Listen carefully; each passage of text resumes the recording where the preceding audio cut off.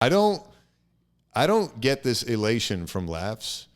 I just get relief. It's like, oh, that worked. Okay, interesting. Like I don't walk off from a good set and go, fuck yeah. You know, I just go, woo. You know.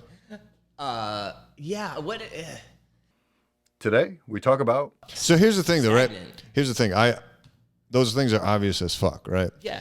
So why is it then? My mind should go, okay, let's sit down and write some today because you want to be funny later, tonight or tomorrow or next week. But then nothing comes. You're just like, well, maybe I just don't got it. You know, maybe I just don't got it. I don't know how to sit down and write either. I tell myself all the time, I'm gonna go out to the coffee shop and I'm gonna write, and then I'll go to a mic later. And usually what happens is I drink too much coffee and end up sneaker shopping. It's just, but you know what? Like, I'll write in the shower. I actually wrote 2 jokes while I was rollerblading here, which was very dangerous. Let's hear them. All right, cool. Let's workshop them now. Fuck it. Keep your brain on. My brain's always on, but that's my point. Is like sometimes I'm just sitting there with my brain on and nothing's coming. Yeah. Not that it should. It's not like you just sit there and zoom, you get hit with an idea. Yeah. I mean, sometimes that does happen to me. I'm just saying, like, to actively sit down and be like, okay, time to come up with the next big joke. I don't know anyone who can do that, but I know like guys like Jerry Seinfeld will schedule time and they'll sit down and they'll write. Jerry Seinfeld has written a lot of great jokes over the years, and he's a big proponent. Did you ever see that special that he did? Where he, I don't know if it was Comedian or it was the newer one, where he said he showed his old calendar, and it was like 28 days out of the whole month where he wrote for 5 hours a day, and he has an X through those days. And he says it bothered him so much to see a day where there wasn't an X that he's like OCD about it. He's like, I have to get my X every day. And I think if you have the patience and the diligence to actually sit down and write, 5 hours is insane. No one even works for 5 hours a day anymore. I'm convinced of it. If you know what I mean, like you're there present, but you're not actually working the whole time. So I mean, I think if you could write for half an hour a day, that's a great goal to have. And something will come. There's no way you're gonna sit there for 30 minutes every day and nothing's gonna come. So well, I'll challenge you to that, but we'll see. We'll see. But yeah, let's workshop a couple of yours, then I'll pull out a couple of mine. We'll see where we're at. I was messaging you because I was running late. I was like 2:30. I was like 2:20, and then I was like 2:30. LOL. And then I was like, oh, wouldn't it be funny if you get a text from someone that said, oh, I'll be right there. I'm a block away, and then they get hit by a car and die. And so for your whole life, you just keep thinking that person's a block away, and it's like they're haunting you. It's so fucking stupid. They're not all bangers. I'm just trying to think of how, because I see the funny thought in it, but I'm trying to think for you how I would rewrite that. I would be like, dude, he said he was a block away. It's like, maybe he's still right behind me. But then, so what kills that joke for me is like knowing that you must have figured out at some point, whether it's today or maybe a month from now, if it takes that long for you to find out that your friend, however good or bad of a friend he is, that you finally find out he dies. Like, wouldn't that kill the moment? But he was coming to you. He was a block away, and then he never got there, and then he died. And then I don't know. Your funny thought is that you're haunted by the idea that he's always a block away. Yeah. And what I'm saying is, wouldn't the haunting stop once you found out that he was dead? Well, because he's dead now. He is haunting you. He's dead. He's a ghost. So how about his ghost is always a block away? So It's like you're scared, but you know you got some room to run if he starts catching up. Something like that. I don't know. He's coming for me. He's always a block away, so I got to keep moving. So maybe the way to make it funnier is like beefing up the premise beforehand. So like so your friend was coming over. In this case, you were using this concrete example, you coming to see me. And the reason for that was a podcast. But let's try to warp the premise so that it creates a reason for him to be haunting. Like, why would your friend be on his way to come see you? He's like, hey man, I got some real shit to talk to you about. And it's like, I don't really want to freak you out about it, but I really just need to talk to you in person. Right. I'll be right there. I'm a block away. And then he dies. So that adds a little bit more, you know what I mean, credibility to the joke. But I feel like you still need a specific example of like, you need to, in my opinion, at least, you would need to hash out exactly what that was. Even if you never found out, the audience needs to know what he was coming to tell you. Yeah. And it has to be something that you could link to being haunted with for the rest of your life. I don't know. Maybe he was coming over to tell you were going to get AIDS from him or something. I don't know. Like, I can't I can't think of like what would help the haunting become funny. I feel like this is a Goosebumps episode or chapter or something. But it's kind of like a storybook. It's like there has to be stakes, right? So and maybe the stakes from that premise of, I got to tell you something in person, that piqued my interest, but it didn't satisfy the connection to the ghost being a block away forever to be funny enough. That's interesting. At least for me. I thought of it more as like a one-liner, like, my friend was coming to see me and he said he was a block away and then he died. And now his ghost is always a block away. I don't know. So I think that actually works a little bit better because you kept it shorter, but we also added the whole ghost as a block away. Okay, cool. Because before you were just like, now he's just haunting me. Yeah. Okay. Right. Which I'm just like, all right. His ghost being a block away sounds pretty cool. Yeah, I like that too. Yeah, I think we figured it out, dude. That was. Bop. Now we'll go to a mic and it won't work and we'll want to kill ourselves. No, I'm just saying. I think we improved that idea. Thanks. I think. Yeah, I think so. Actually, I like it too. Because I didn't even come up with the final one. Because I started with adding the ghost being a block away, but then I kept it going to some direction you didn't want to take it, and then you brought it back to what you wanted, which was a one-liner. Yeah. And because of everything we discussed, you found the way to keep it a one-liner. So that's kind of cool, I think. Good looks, man. Good looks. This is why I think more people need to sit down and write together, because I don't think I'm very funny, especially not a writer, but I think collaboration always, if not almost always, is productive as opposed to, disruptive. Even if it's two unfunny people sitting together, I would trust two unfunny people to eventually come up with something funny enough versus one guy sitting alone trying to figure it out. I think. I don't know. I think that's true. I think that I never really ran my jokes by anybody for a long time, and so I just stayed bad. But they're not. But this wasn't even a joke. This was a funny thought you had on the way over here. Right. And we just turned it into a one-liner. Fuck yeah, dude. And you're gonna try it. At some places, it may work better than others. But I just thought of a second part of it too. Let's do it. And it's like he never texted me back, so he ghosted me. Okay, see, I like this. And his ghost is always a block away, something like that. Okay, yeah. So no, this is perfect because using ghosting is perfect because he literally ghosted you. Yes. I was literally ghosted. Yeah. That's not the punch, but that's like an emphasis in the joke. An extra tag or something. Yeah. It's like because it's ghosting the concept, which everyone knows. Well, if you have a younger audience, I think you need a younger texting audience. I don't think you could pull that joke off with adults who don't text. Yeah. Because adults don't know what ghosting is. Yeah. Ghosting. I bet unless you explained it up top. I don't know. I think adults just ghost people like way more frequently, and it's not even if two 50-year-old buddies are in a text conversation and one of them asks a question like, you want to grab dinner later, and the other one never responds, like neither of them care. Right. I'll see you down at racquetball. I must be busy doing something real. They don't sit by the phone like, oh my God. Like exactly. So that was good. You said you had another one? Yeah, did I? Okay. I love this time of year. I love when September is coming around because I was a nerd in high school, in school, and I really loved the structure of school because like just having all the periods and having the homework.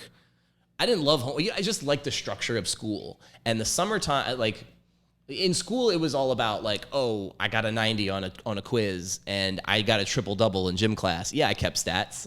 So what? And then there was soccer practice after school or whatever. There was just so much structure about my life. But in the summertime, it was all about smoking weed and touching boobs. And I wasn't good at either of those. Why wouldn't you be good at smoking weed? Because I don't smoke weed. I can't. You know what I mean? Like in the summertime, I was a very nervous and anxious person, and in the summer there was nowhere to put that anxiety. It was just like it was like the day was like 47 hours long, and I hate myself.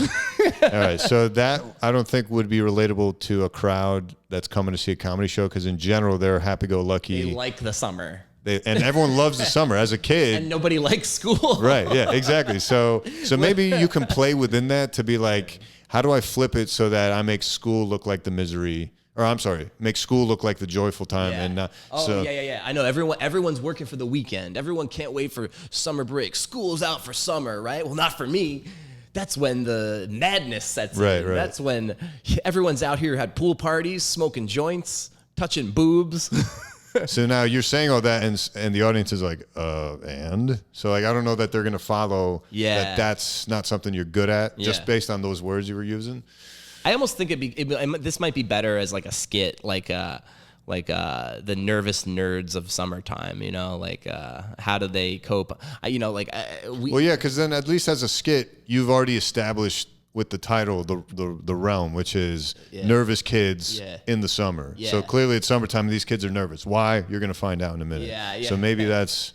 Yeah, cool. I mean, dude, you have the juices. They're in you still. Well, I mean, I haven't made them funny yet. I'm just like redirecting you to other stuff to consider, but it's still not a finished product. So I don't know it doesn't matter until it's finished. Because a lot of people have funny ideas, but they never go anywhere. It always interests. I think that as we develop as comedians, it's important to go to those rooms in your mind that you keep coming back to, but you're like, I don't know what's in that room. It's a messy room. You know what I mean? Like there's feelings in that room, but I can't identify them. Right. Yeah, like, you can't articulate them to a fucking I always audience. used to get depressed in the summer, and I was like, what is that? I was like, there's sun, there's fun.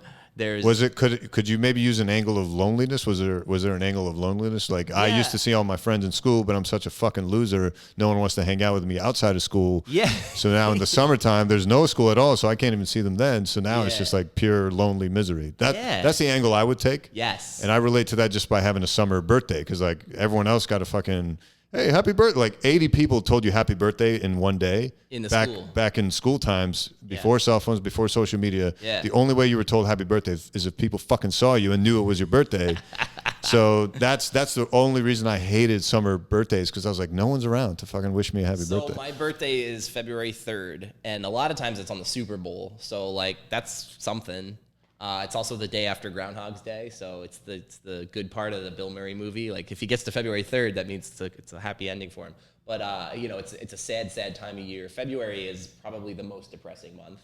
And I was always jealous of people with summer birthdays because they got pool parties. Well, my point is if you had friends, Oh yeah.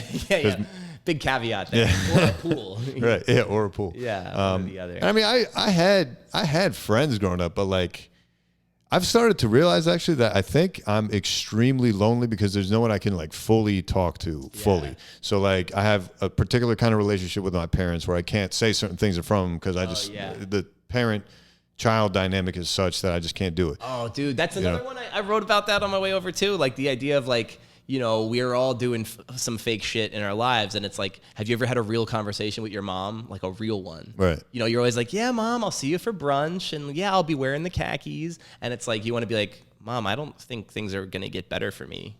I think they've gotten as good as they're going to get. We can stop expecting, you know what I mean? Well, yeah, but even more specific conversations, like, you know, there will never be a time where I'll go up to my mom and like tell her the coolest thing that just happened in the TV show I just watched. Even something as simple as that. That's not a conversation we can have. Yeah. Same thing with like comedians. I can say certain things around them, but not others. And then, you know, I have a friend group where like certain things I appeal to me don't appeal to them. Yeah. And that's just any and everybody, right? Compartmentalizing. It's with a girlfriend, you can't have certain discussions with them that you can't have with your boys, and then all the way around. So like, there's always these fragments, at least in my case, where like I can't be my one true self with one specific person, let alone a multiple of them. This is another. I really relate to this topic a lot. I had an idea for a one-liner the other day, which was I want to go to a party, but every time I go to a party, I'm there. Ugh, I hate that guy. That's decent. And then the other idea of like, I want to invite all my friends to a party, but then I'll have to bring all my personalities, like who I am to each person, and my brain will explode. Something like that. Too much work, yeah. How do you make that? That's all wordy, but the concept of that is what's important, because I can. No, I meant literally it's too much work on your brain. But, but also, the joke also does need work to punch it up. Like how I am with you isn't how I am with Jimmy Peoples, right? And how I am with my brother, and I do a lot of that. I do a lot of gymnastics based on who I'm around, and I'm really susceptible to peer pressure. I do have a problem with drinking and drugs and stuff, and I'm discovering who I am now because I haven't done drugs in a year and a half or so. I can't really. Oh, damn it. It's on delay. I don't know how to fucking fix this thing, man. It's always on delay. Anyway. Also, it's kind of quiet. It's kind of like a short sound. It could go longer. No, it does go long.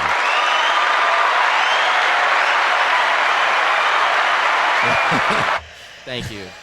I love how you just wanted more applause. Yeah. We can take it where we get it. You're a real comic. Oh, by the way, I didn't get to tell you that. I don't get this elation from laughs. I just get relief. It's like, oh, that worked. Okay, interesting. Like I don't walk off from a good set and go, fuck yeah. You know, I just go, woo. You know. Yeah. Maybe because I know it's not real yet. It's not the seller. It's not a special. It's not a actual. I don't know, because it's still all just open mics. I mean, I've done a couple shows, but even then, I was just like, because it's almost shows to me at this stage of where I'm at. It's and I'm sure it holds true for everybody continuously to some extent, but tell me if I'm wrong, but like you feel obligated now to provide laughs because it's a show. Right. So it's you're going to resort to those jokes that you know have had laughs in the past. Right. So now you're just going through the motions, and then when it actually gives you the feedback you did want or hoped, you'd be like, whew, what a relief that I thought that would work and it did work as expected. Okay, I don't feel a responsibility to do my corniest jokes. You know what I mean? The ones that I'm not, you know what I mean? Like the ones that you're sick of, but you're like, I could get some laughs out of that. Cause it's a bar show. It's a free show. I like that it's kind of. Actually, when it's a free show, maybe it's a little. Yeah, bar shows are. I like to do jokes that I'm happy with, that I'm excited to get up on stage and tell. I fall out of love with jokes pretty quickly because I'll do them for a while. They're all trash, am I right? Hey! God damn it. I'll do them for a while. They'll kind of work. So I'll do them at my show for like a month. And then I'll be like, I don't want to fucking say this one anymore. And so I think that's the process of finding the ones that you do like, that do work. And I always wondered, like, is there such a thing as a comic who is a slave to his jokes? Like, he hates his jokes, but they kill, so he has to do them. And I think that would really suck, because then it's like you're not doing comedy, you're like reciting comedy. Yeah, exactly. That's why I'm just like so out of touch with watching comedy now, because it's just like I've either seen literally this act already, or I've already kind of know where this is headed. Yeah. And but I would argue if you are a good enough comedian where you're coming up with killer material, you should be able to come up with more. Yes. You know, because that killing came from your perspective, not from you discovering certain words to put together, and there's only so many. You didn't hack a code. You become in touch with your voice. Right, and people are liking your voice now. Right. So you're at the point now where whatever you say, they're like, I like what this guy's got to say. They'll take a ride with you. Yeah. Yeah, that's what you're looking for. Hell yeah, dude. I totally agree with that. I used to say like Louis could read the phone book, and I'd laugh at it because I just love the way he talks. Yeah, because you've built a trust from him that you're like, okay, anytime he puts something out, with that voice of his, I'm into it. You know? Or at least I'm going to give it a chance. Yeah. But yeah, man, I've felt the same thing. Like I have a show coming up in Broadway Comedy Club. Okay. And I'm just like, fuck, man, I don't want to do the hitters. I want to have a new act for it, but it's just like, that's silly. That's like, it's not going to fly. How do you feel about like crowd work? I know we were talking about it a little bit before. I wish I was much better at it. Are you a bit of a ham? I don't know. What does that mean? Are you like ham? Like, hey, everybody, how you doing? What's up? Oh, this girl, she knows what I'm talking. Do you ever do any like that, like cheesy, schmaltzy? No, not really. So are you too shy for that? Yeah. Or are you like, you are? Too shy for it, and I don't think I'm funny enough for it, but it is something I should just try to do more. But when I typically resort to it, it's when the crowd of open mic is like literally 4 people or less. If it's 4 people or less, I'm not fucking doing my material. Like, why? Okay. Why am I doing it? Fair enough. Fair enough. Have you ever thought about hosting? Just trying it? I have hosted. Granted, it was in Iowa, but I haven't hosted anything here. Yeah. But hosting is really so far. So like I've done it twice now. Mm-hmm. Not my favorite thing in the world. No. I mean, But it's kind of like a... Yeah, it's kind of a necessary skill. And I'm saying I got better at it the second time than the first time. So maybe it's just this uncomfortable zone that I should keep exploring. Right. But yeah, I don't, it's just not my favorite to like open the show. Yeah, people say it's a valuable skill. It's stage, of course it's a valuable time, skill. And you work on stage presence. And also, I think that there's one thing that guys that are good at hosting, they have this thing that other comics don't. Whereas like if their comedy isn't hitting, they have a whole arsenal in their back pocket that other comics don't have, which is, oh, this guy, what do you want to talk about? You know what I mean? They can just start riffing on the crowd, and then the crowd is going to be like, oh my God, he's funny on the spot. And that just, for some reason, dude, it's just like, it's pure. It tickles motherfuckers. Yeah, it's pure. Yeah. Because like I said, comics and an audience alike, like everyone can enjoy good crowd work because it's real, it's raw, and it's in the moment. Granted, some of it you have prepared, like, especially if you're like one of these road comics or just, if you've been a comic long enough, you've come up with certain scenarios so many times that the next time it comes up, you know exactly what kind of crowd work to do. Sure. But I think that's still valuable because it's still an on-the-spot decision. None of that's rehearsed clearly. You know? Yeah, I think when I'm at a show and a comic is like, you know, that like 1,000-yard stare where like they're not even in the room, they're just doing their jokes. Yep, the worst. Waiting for the laughs. The laughs come, but Ain't nobody got time for that. Ain't nobody got time for that. Exactly. Yeah. It just takes you out of the room. And so somebody can have the best written set and just go up there and do great with it. But if the next guy like really plays with the room a little bit, he's going to get more out of them. And they're going to remember that more because it's going to feel intimate. Right. No, I mean, that's literally what I did yesterday. I just kind of did crowd work. I was like, hey, you had the comic right before me. You had amazing eye contact, which I really suck at. So I'm just going to stare at you for the next like couple of minutes, if that's cool. So like and you see how you were laughing. The other people in the crowd started to laugh a little bit. And I just kind of went around the room. I shit on the host a little bit, but then I was just like, this is actually literally what I told him. I'm like, dude, I got to be honest with you. I really didn't like your act. But yeah, and then then the whole room's like, oh, and I'm like, let me finish. But your cadence and your rhythm was such that it like kept me tuned in, and you had these glistening eyes that were so beautiful, and I just like went off on that whole tangent. Funny. So yeah, that was me, quote, working the crowd. But like, yeah. I tried a couple other of my jokes, which I've tried in Iowa. I've tried a couple places here, and that has worked. There, it just fell flat. I don't know if it was just. Someone once said, a crowd can feel when you're not even trying, or like when you're not sold on your own material. Oh, yeah. And that's kind of where I'm at with a lot of my bits, where I'm just like, yeah. I'm just saying this. What about this? I was at a mic and I said something really off the cuff that killed, and so I tried to replicate that at the next mic.